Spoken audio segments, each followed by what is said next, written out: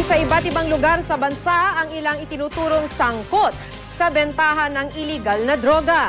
Sa Mandaue, Cebu, arestadong isang lalaking lantaran umanong magbenta ng shabu. Sa Baguio City naman, isang local basketball player ang arestado sa buy bust. Makibalita tayo kay Haji Rieta.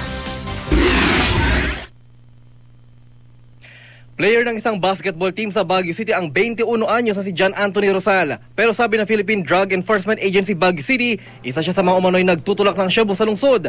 Kahapon sa isang buy-bust operation, naaresto si Rosal na 6 na buwan daw minamanmanan ng otoridad. Mga estudyante at kabataang gumigimik daw sa mga bar ang kanyang mga parokyano. No-comment po muna. Natimbog rin sa buy-bust ang isang manong notoryo sa tulak na iligal na droga sa Mandaue, Cebu. Naresto ng pulisya si Roderick Fuentes sa kanyang bahay. Ayon sa mga investigador, lantaran daw kung magbenta ng bawal na gamot ang sospek. Dagan mo nagreklamo ni sa diri nga barangay.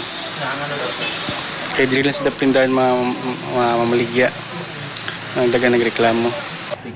Nakuha sa kanya ilang pakete ng hinihinalang shabu, tinfoil at perang kita umano niya sa pagbebenta ng droga. Aminado si Fuentes na gumagamit siya ng shabu pero hindi raw siya nagbebenta nito. Arestado naman sa Cotabato City ang magkamag-anak na sina Bai Bing at Marco Taruyan. Kabilang sila sa watchlist ng PIDEA na mamunoy big-time drug trader sa Sultan Kudarat, Maguindanao. Nahulang dalawa sa magkahiwalay ng raid sa kanilang mga bahay. Nakumpiska sa kanilang ilang drug paraphernalia. Itinanggi ng dalawa na sangkot sila sa drug trade. Haji Rieta, GMA News.